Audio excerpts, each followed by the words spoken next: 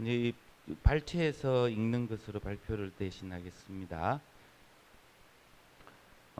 서론 23쪽에 이제 셋째 단락을 보시면 그냥 제 생각인데요.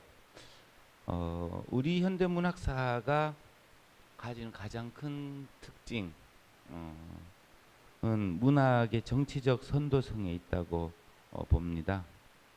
문학한테 그 일을 하라고 사실 어떤 누구도 요구하지 않았다고 할 수도 있지만 개화기부터 최근에 이르기까지 우리 문학은 그 우리 사회의 가장 첨예한 정치적 문제를 다루고 또 어떻게 해소해 갈 것인지 모색해 왔다고 하겠습니다.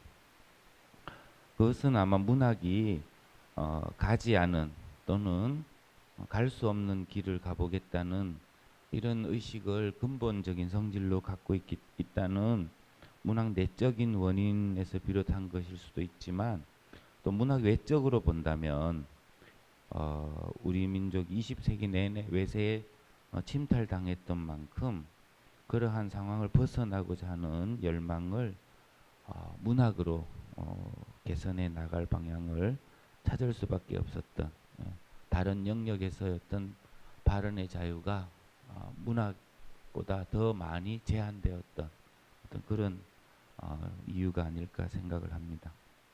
그럴 때 이제 분단이라는 문제가 제일 사실은 중요한 문제였는데요. 다음 장으로 가겠습니다. 분단 소설이야말로 저는 우리 현대 소설사에서 가장 특징적인 유형이라고 생각을 하고 있습니다. 그래서 다음 단락 이 글에서는 그런 분단 소설의 흐름을 살펴보고 그 특징들을 이데올로기, 그다음 체험적 현실 요 두 범주를 중심으로 고찰해 보고자 했습니다. 다음 장으로 넘어가겠습니다. 이 38선으로 상징되는 남북 분단이 1946년 신탁 통치 그리고 그 이후에 남북한이 각각 단독 정부 수립을 하는 과정을 통해서 실현되었습니다. 그런데 이제 한국 전쟁 이전의 분단 소설은 김동리의 혈거 부족이 보여주듯이 이게 뭐지? 분단이라는 게 어떤 건가? 이런 어떤 그 실감할 수 있는 자원까지는 잘 못 나갔던 것 같아요. 이제 물론 단독 정부 수립 이후에는 이제 남북한의 왕래가 거의 금지가 되고 이제 38선을 사이에 두고 남북군이 이제 대치하는 상황이 되었지만 이제 그럼에도 불구하고 이 상황이 언제까지 갈 것인지 또는 이 상황이 우리 삶에 어떤 영향을 미치는지에 대해서는 크게 많이 실감을 못했던 것 같아요. 이제 그걸 넘어서려면 어떻게 보면 이제 세계사적인 시각이 필요한데 그게 좀 그때 갖기는 좀 힘들었지 않았나 생각을 하고요.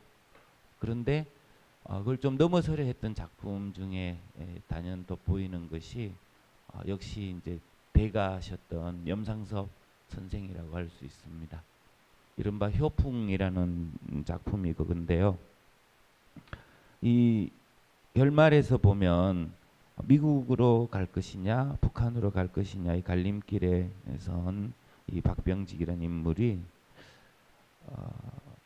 두 세계가 한대살 방도가 반드시 있을 것이고 그래서 나는 이 38선이 어떻게 터질까를 공부하겠다고 할 때 굉장히 뭐 암시적이죠. 추상적이고 그래서 그런 한계는 있지만 아마 우리 해방 이전에 우리 6.25 전에 우리 소설에서 이렇게 그 분단을 대하는 시각이야말로 우리 민족의 어떤 가장 큰 현안이다라는 것을 깊게 인식한 그 유일한 작품이 아닌가 생각이 듭니다.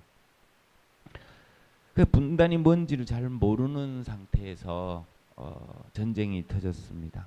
이 전쟁은 그야말로 분단이 우리한테 무엇인지, 어떤 영향을 주는지 이걸 가장 단적으로 드러낸 사태였다고 할 수 있습니다. 근데 이제 항상 문제가 되는 것은 경험의 직접성이 가지는 한계겠죠. 직접 내가 경험했으면 그 사태를 제일 잘 알 것 같은데, 우리는 그러나 그 경험에 갇혀서 그 경험을 낳은 원인들을 오히려 더 잘 못 보게 되는 수가 많습니다. 이제 더군다나 이제 문제는 그 경험이 전쟁이라는 아주 극악하고도 뭐 이루 말할 수 없는 그런 비인간적인 경험 사태였다라는 거죠. 그럴 때 전쟁이 강요하는 또 다른 상황이 있습니다. 그것은 무엇보다 일단 우리 편이 이겨야 한다라는 그런 양분법적인 사고입니다. 25쪽의 이 셋째 줄 정도로 가겠습니다. 이 전쟁 시기의 소설을 전시 소설이라 한다면 그에 지닌 가장 큰 특징의 바로 그래서 이데올로기의 극단적인 형태, 특히 이제 육군, 뭐 해군, 공군 말할 것 없이 다 종군 작가단이 결성이 되고 문학도 우리 편이 되어야 한다라는 큰 명제하에 종속되게 되었습니다. 그렇기 때문에 우리 편을 응원해야 한다. 굉장히 좀 실제로 보면 그렇습니다. 북한의 전시 소설하고 사실은 거의 같은 구조예요. 북한의 전시 소설은 우리 편은 모두 다 남북한 모두 다 우리 편은 인간적이고 정의롭고 상대편은 그렇지 않다, 반대다. 그 전제하에서 아마 국군 그 다음에 뭐 북한군 그 위치만 바꾸면 거의 비슷한 정도가 됩니다. 박영준이 쓴 전시 소설들이 그 뭐 대표적인 예가 될 것인데, 이제 형제 중에 한 명이 공산주의자가 돼서 밤에 몰래 직구를 만나러 왔습니다. 근데 이 두 형제의 반응이 놀랍습니다. 아무 그거 없이 바로 고발해 버립니다. 또 하나는 뭐냐면 이 육군 장교가 있는데 이제 그 포로들을 관리하는 책임을 맡고 있습니다. 그런데 어느 날 잡혀온 포로 중에 자기 동생이 인민군으로 참여해서 포로가 된 것을 봅니다. 그런데 이 동생이 이제 탈출을 해요. 그럴 때 그 동생을 쏴 죽이는 사람이 가장 인간적이다라고 생각하는 그 장교인 형님입니다.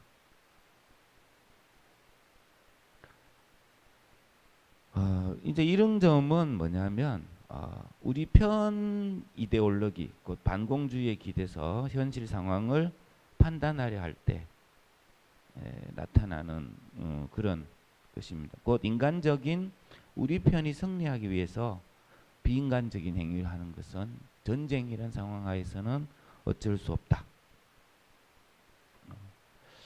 그런 점에서 보면 또 염상섭 선생의 이 치유는 놀라운 작품입니다. 소나기를 뜻하는 이 뭐 제목이 말해주듯이 전쟁을 소나기로 격렬하지만 잠시 왔다 스쳐가고 끝나면 그치면 별다른 변화가 없는. 그래서 이 소설 하의 인물들은 인민군 그 지하 속에서 서울에서 계속 사랑의 문제를 고민하고 돈을 어떻게 하면 잘 보관할까 이런 것들을 고민하고 있습니다. 이제 저는 근데 얼마나 아픈 마음으로 이런 소설을 썼을지도 이해가 돼요. 어떻게든 전쟁이라는 이 무지막지한 사태를 이해하고 싶은 거죠. 그 이해하는 방식은 근데 다른 시각을 갖는 게 너무 힘들었던 것 같아요. 오히려 전쟁 이전의 삶을 바라보던 시선을 가지고 전쟁 하에서 그 안에도 물론 전쟁 이전의 삶의 방식이 잔존하고 있죠. 근데 그것을 해서 그게 중요하다고 생각을 하고 그렇게 해서 그 부분을 중점적으로 그려냅니다. 그 시각 하에서 아마 치유라는 제목이 나왔을 겁니다. 그렇지만 이게 사실 한편으로는 현실을 외면하는 것이기도 했죠. 그 서울 시내의 전쟁 장면 이것이 굉장히 핍진하게 묘사되어 있지만 또 한편으로는 이제 그 전쟁 이전의 삶의 일상성이 유지되고 있기 때문에 이제 이런 것은 이 손창섭의 사연기와 비교해 보면 참 얼마나 이게 멀어져 있는가. 묘사의 핍진성과 관계없이 주제의식은 이미 현실과 좀 멀어져 있음을 알게 됩니다. 손창섭의 이 작품은 전쟁하에 아주 극단적으로 조악해진 삶의 양상 속에 시달리는 인물들을 그려내고 있습니다. 전쟁이 끝난 다음에는 이제 그 황순원의 카인의 후예를 시작으로 휴머니즘으로 옮겨갑니다. 그러니까 이 토지 개혁이라든지 이런 문제들을 다루었다는 점에서 이 작품도 당시에 가장 첨예한 문제를 문학적으로 그 해결책을 모색해 보는 대표적인 작품이라고 할 수 있습니다. 이 토지 개혁을 계기로 해서 도섭 영감이라는 사람이 공산주의자로 정말 악의 화신이 되어 갑니다. 근데 그와 대립하게 된 그러나 그 딸을 사랑하는 이 주인공도 마찬가지로 대립 과정에서 차츰차츰 비인간적으로 변해갑니다. 그럴 때 이 박훈을 구원해 주는 것, 그게 바로 오장녀의 인간적인 사랑입니다. 이후 뭐 다 아시겠지만 황순원의 학이나 다음 장 넘어가겠습니다. 이범선의 항마을 사연들은 뭐 굉장히 많은 소설들이 바로 이렇게 전쟁을 이데올로기 싸움으로 보고 이데올로기 싸움을 넘어서려면 이게 인간적인 그 태도를 다시 되찾는 것이 중요하다는 관점을 드러냅니다.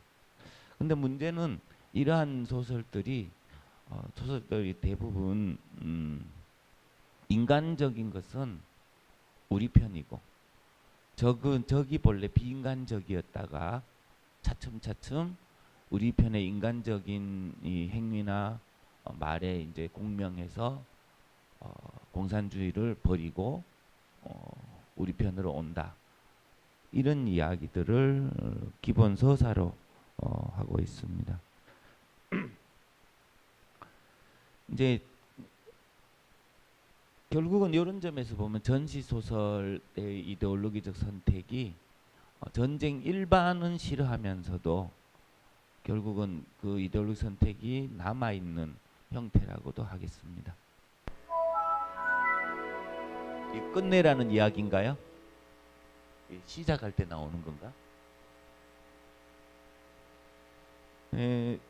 이제 이런 점들이 좀 해소되고 또 휴머니즘을 넘어서는 지점에 있는 것이 저는 황순원의 나무들 비탈에서다. 그 다음에 이호철의 일련의 소설들이라고 생각을 합니다.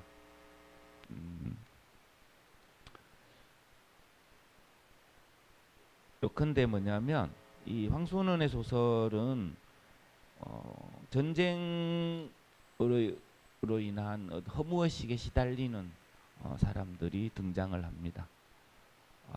그 허무의식 속에서 죽기도 하고 또 친구의 애인을 겁탈하기도 하고 뭐 여러 일들이 벌어지는데요. 근데 어떻든 이 서사는 반공 이데올로기의 흔적이 거의 사라지고 없습니다. 그 점이 가장 특징적으로 저한테 보였고요. 이호철의 소설은 이게 이제 이 휴머니즘 소설이 한참 있을 때도 대단히 놀라운 성과를 탈향이라는 소설을 통해 보여줍니다. 이후 아마 월남민 소설의 원형이 될 만한 소설이 탈향이라고 저는 생각을 하는데요. 더 이상 물러설 것이 없다. 우리는 어떻든 여기에서 적응하고 살아가야 한다. 근데 이제 그 탈향에서는 적응하기 위해서 아무 짓이나 해야 돼 하는 친구와 도저히 이런 일은 못하겠는데 하는 친구들로 나누어서 보여줍니다. 아무리 적응이 중요하다 해도 그 갈림길이 이제 참 이후 뭐 여기서는 안 다뤘습니다만은 아무 짓이라 하더라도 어떻든 내가 여기서 살아가는 게 중요하다는 의식을 보여준 게 선우희의 아마 오리와 계급장 같은 그런 작품들일 겁니다. 근데 이제 이호철의 이후 소설을 보면 그렇게 해서는 안 된다는 의식으로 나아갑니다. 그러니까요. 근데 내가 남한을 택했는데 남한 외에 딴 곳으로 갈 수가 없기 때문에 남한의 현실을 내가 긍정해야 돼 라는 것이 선우희의 작품이 그걸 보여준다면 이호철의 이 작품은 내가 딴 곳을 선택할 곳이 없다 하더라도 내가 이 남한 사회의 잘못된 점을 나는 말해야 된다. 그 의식을 갖고 있습니다. 이것이 아마 선우의 작품이 사실은 당대의 큰 반향에도 불구하고 후일 문학사에서 큰 평가를 못 받고 오히려 이호철의 작품이 당대에는 큰 주목을 못 받았지만 후일 여러 작가들의 어떤 선행 형태로 평가받았던 이유가 아닌가 생각을 합니다. 어떻든 이렇게 됐을 때 이제 이 휴머니즘론에서 우리가 봤듯이 나름으로는 이데올로기에 대한 비판, 경계 이런 것이 이제 생겼다고 하겠습니다. 그러나 이제 반공주의 영향을 그러니까 좀 완전히 좀 벗어나서 남북한 이데올로기를 그러면 동시에 같은 자태에 놓고 보자. 휴머니즘처럼 우리 편이 인간적이다 이런 도식도 없고 그쪽으로 옮겨간 첫 작가가 저는 이제 장용학이라고 생각을 합니다. 이 요한 시집이 나왔을 때 김동리가 아주 큰 반발을 보였어요. 이런 작품이 나오는 건 말이 안 된다라고 할 정도로 뭐 반공주의 순수 문학을 내세웠지만 반공주의 편에 섰던 김동리 입장에서는 어쩌면 작품 읽는 눈이 그래도 있었기에 굉장히 이제 반발했다고 하겠죠. 많은 그 시대 많은 비평가들이 이 작품이 뭐지? 뭘 말하고 있는 거야?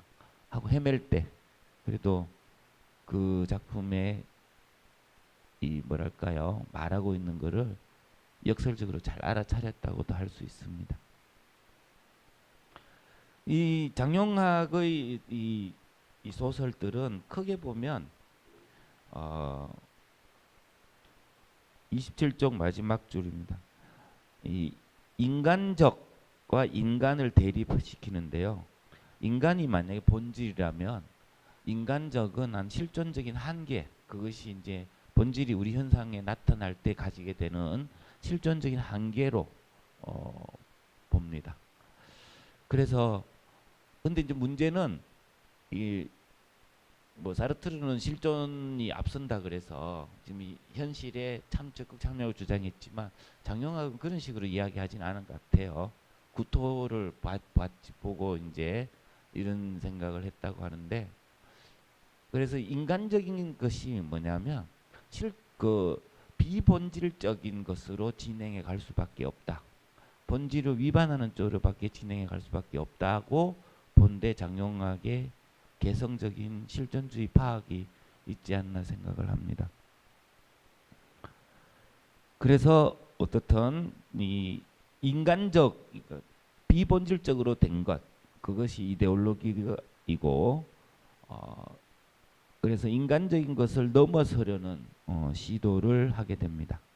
그러나 이제 이 작품에서 누에는 뭐냐면 인간적인 것을 넘어서기 위해서 자살을 합니다. 자살을 하는데 자살을 한 누에가 이제 만약에 인간적인 것을 넘어서는 것을 보았다 해도 그걸 다시 전해줄 방법이 없습니다. 그런데 이제 주체 멸절이죠. 아마 요 근래 장용학 소설이 그 주체 해체와 관계에서 주목한 논문들이 나오는 것도 이 점 때문일 텐데 저는 사실은 그런 논문들이 있을 수도 있지만 약간 회의적이라고 생각합니다. 최인훈의 소설이 등장한 이 지점입니다. 그러니까 장용학은 주체를 없앰으로써 이데올로기를 넘어서려고 했던 것인데 최인훈은 판단을 유보하는 주체.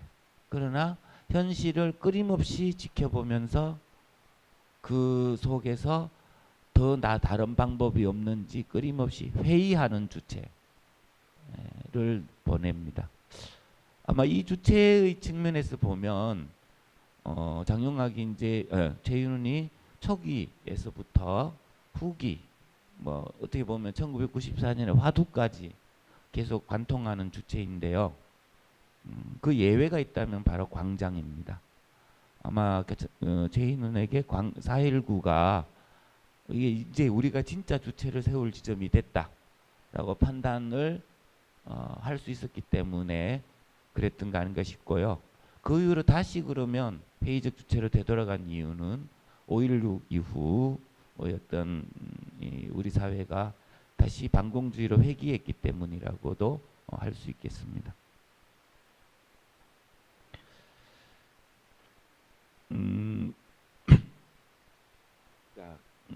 그다음 30쪽으로 가겠습니다. 제한 시간이 점점 줄어들었어요. 어떻든 1분이라도 늘려야 되는데 그 앞부분 문장 읽겠습니다. 30쪽에 60년대 초 광장이 소설사에 가져온 충격은 이제 휴머니즘에 의한 분단 소설의 시대가 끝났으며 심지어 광장을 낳은 관념 소설 또한 그 문학적 임무를 거의 완수했다는 것을 뜻했다고 봅니다. 비록 문학의 바깥 세계에는 쿠데타에 힘입어 반공주의가 다시 맹위를 떨치고 있었지만 이 문학은 그렇게 다시 반공주의로 돌아갈 수가 없었던 겁니다. 그러나 반공주의로 돌아갈 수 없다 해도 반공이 아닌 다른 이데올로기적 입장을 취하는 것 역시 현실적으로 불가능했습니다. 이 딜레마 속에서 60년대 분단 소설이 시작을 합니다. 이 소설을 시작한 작가들이 뭐 김승옥이나 이청준 이런 사람들인데 이 사람들은 윤영기의 본 섬뜩한 또는 뭐 전쟁 김승옥의 경우가 그렇죠. 전쟁 체험이 가장 밑바닥에 놓여 있다는 것을 생명 연습이나 또는 건 같은 작품들을 통해서 보여줍니다. 자, 그 다음에 이제 나타난 것이 31쪽 둘째 단락의 순진한 눈의 형식입니다. 뭐 제가 너무나 많은 문학사에서 말하고 있는 거죠. 근데 윤영기 전쟁 체험을 한 사람이 고향을 가거나 또는 분쟁의 장소로 가서 그때의 체험을 되살리면서 이제 지금 현재의 자신과 비교해 보는 것이 기본 줄거리가 됩니다. 유등길 같은 경우는 이 중에서 귀향은 빠져 있습니다. 귀향 빠져 있고 처음부터 윤영기 화자가 등장을 하는 소설을 곧잘 쓰는데 그럼에도 불구하고 그 작가 윤은길에게서는 중간중간에 계속 성인화자의 어떤 목소리가 들립니다.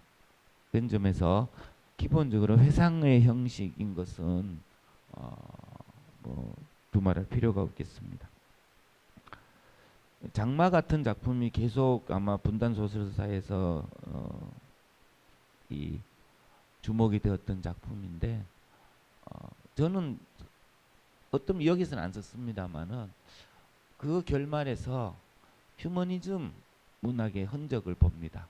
그래서 왜 너무 많은 고평을 받지 않았나 그런 생각을 합니다. 다만 의의가 있다면 구렁이를 통한 그 화해의 결말이 의의가 있는 게 아니고 이데올로기와 무관한 사람들이 전쟁의 피해자의 당사자였다라는 사실을 굉장히 절실하게 드러냈다는 데서 의의가 있다고 생각을 합니다. 근데 이제 제가 구렁이 결말을 별로 안 좋아하는 같은 인상을 드린 이유가 그거는 그 두 할머니의 화해가 둘 간이 갖고 있는 인간적 감정의 교류에서 비롯했기 때문입니다. 내가 내 아들을 위하듯이 너도 너 아들을 위하는구나 라는 것을 확인했기 때문에 가능했던 것이고 그게 이제 소설적인 재치는 될 수 있어도 현실과는 그만큼 멀어진 것이라고 봅니다. 김원일은 그러한 이 재치보다는 윤영기의 어떤 기억을 제대로 복원하는데 정말 한 20년 이상을 공을 들였던 사람으로서 아마 순진한 눈을 가장 대표하는 작가일 거라고 생각을 합니다.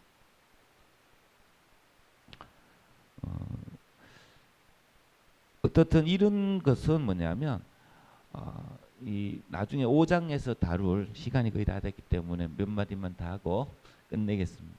5장에서 다루는 그러니까 윤영기 체험의 복원이라는 것은 이제 이게 사실은 반공주의의 억압 때문에 생긴 것이라고도 할 수 있고 또는 작가 자신이 어릴 때 겪은 것이고 어른으로 겪지 못했기 때문에 생긴 것이라 할 수 있습니다. 그렇지만 어떻든 이념 선택을 정면으로 다루지 못한다는 한계가 있었는데 이 작가들이 스스로 그 한계를 돌파해 나갑니다. 김원일도 그렇고 많은 작가들이 그때 3인칭 화자를 세워서 또는 시점의 다양한 변이를 통해서 당시 기억을 당시의 어떤 전쟁 뭐 체험이라고 하기도 그렇고 전쟁 관련된 사실들을 최대한 객관적으로 복원을 하려는 노력이 이제 나타나게 됩니다. 김원일을 예로 들면 뭐 겨울 골짜기부터 불의 제전 뭐 등등 있죠. 근데 이제 이 윤영기 체험을 다룬 작가들 말고 제가 많이 주목했던 작가가 홍성원입니다. 이 사람은 이것을 3번 남과 북이란 제목인데 3번을 고쳤었습니다. 근데 상당히 이제 물론 뒤에 가서 반공주의 억압이 약해지면서 당시 사실을 복원하는데 도움을 받았겠지만 이 두 번째 이 개작 작품은 여전히 긴급조치 시기에 나온 작품인데도 당시 국제관계까지 아주 어떻게 보면 전쟁 현실을 가장 제대로 표현하려고 노력했던 그런 작가라고 생각이 됩니다. 어떻든 뭐 그렇게 해서 뭐 마지막으로는 태백산맥을 다루었습니다. 이제 이 태백산맥이 지니는 의의는 전쟁 체험을 다루면서 그것을 우리 경제의 토대로부터 그 말지산들의 선택이 이루어졌다. 특히 민중들의 이념 선택이 지주소작인 관계로부터의 해방이라는 경제적 토대로부터 민중들이 이념 선택을 했다는 점을 이는 다른 작가들한테는 거의 뭐 나타나지 않는 부분이라고 생각을 하고 그래서 전쟁 체험의 이 국내적인 원인을 가장 잘 밝힌 작품이라 생각합니다. 다만 국제적인 관계에 대한 주목은 좀 부족했는데 요즘에서 여기 또 제가 뭐 시간이 없어서 못 썼습니다만은 2005년에 나온 김원일의 오만이 별은 굉장히 주목할 만한 작품이라고 생각이 됩니다. 그 작품은 비록 이제 감상주의 흔적은 있지만 한편으로는 당시의 국제관계, 특히 유엔군의 역할. 사실 유엔군의 역할은 홍성원의 이 남과 북에서 미리 다루어진 것이기도 한데 그 이후 작가들의 거의 다루어지지를 못했던 부분입니다. 그래서 그런 부분들을 오만이 별이 갖고 있어서 어떻든 그래서 시간이 거의 다 됐는데요.